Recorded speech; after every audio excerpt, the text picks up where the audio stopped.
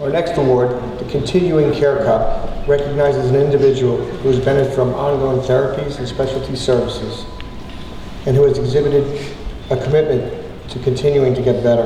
This award will be presented by physical therapist Bethany Koshpani and occupational therapist Kelly Rodriguez.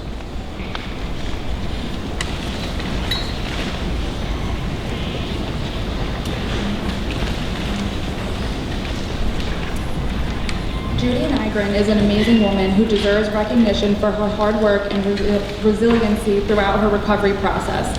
Each one of us has built a special relationship with her, and we cannot think of anyone else who is more deserving of this award.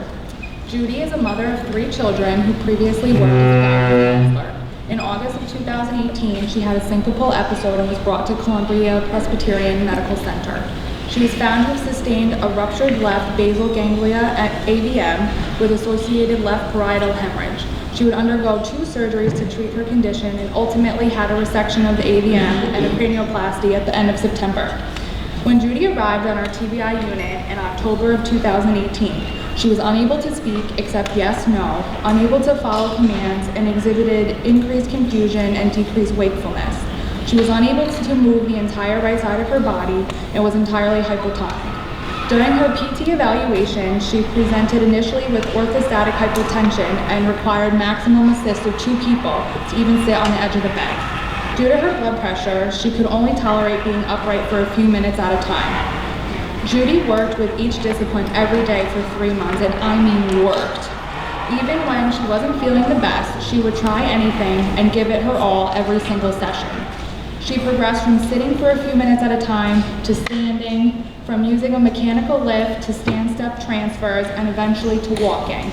She initially required the assistance of 2 people to walk only a few steps and required total assistance with her right leg. She progressed to moving her leg on her own with the use of a KAFO and eventually was able to negotiate stairs. By the time of her discharge, Judy was able to transfer and ambulate with the assistance of 1 person using her brace and a cane.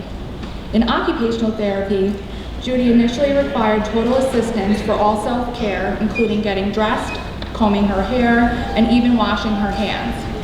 She worked tirelessly each day relearning these skills.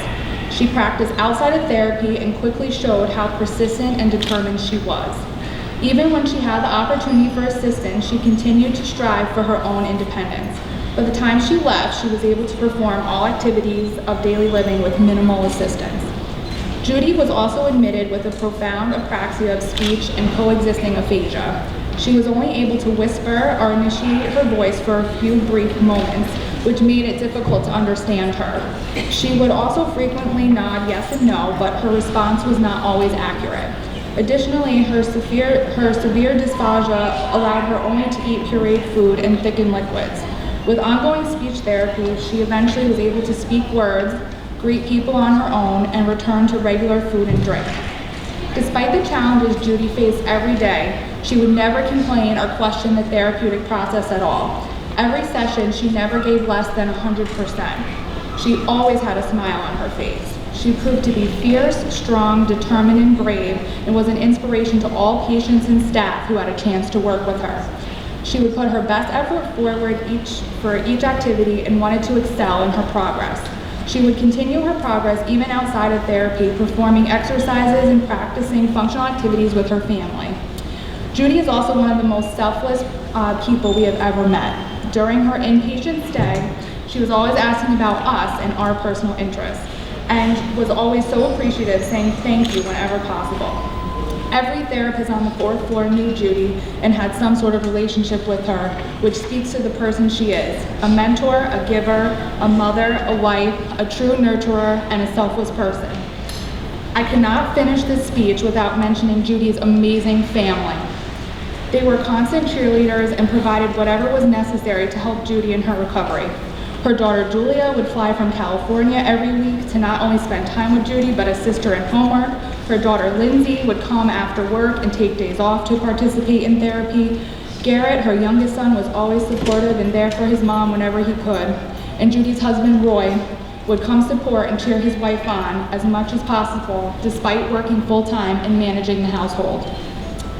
Each member of Judy's family were by her side, making her their top priority and stopping at no lengths to help her each day and night. It was an honor and privilege to be a witness to their love.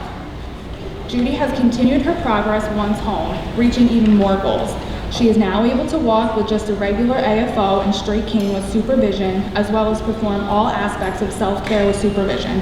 She attends therapy 3 times a week at Helen, including aquatic therapy, FES bike training, occupational and speech therapy. She always greets everyone with kindness and continues to be determined to push herself further. Judy, you have overcome overwhelming challenges, regained your mobility, all while maintaining positivity and amazing determination. You warm us with your smile and awe-inspiring journey, and we know there are no limits to what you can do. I'm so happy to present you with the Continuing Care Cup Award. Congratulations.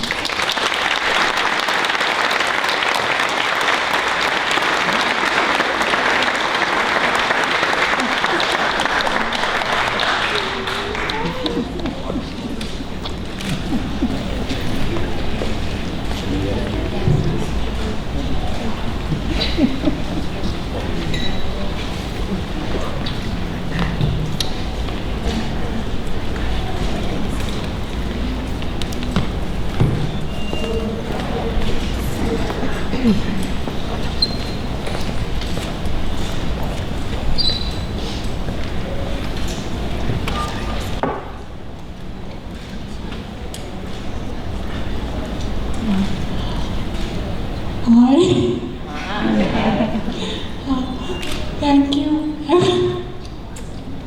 Take your time. I love you.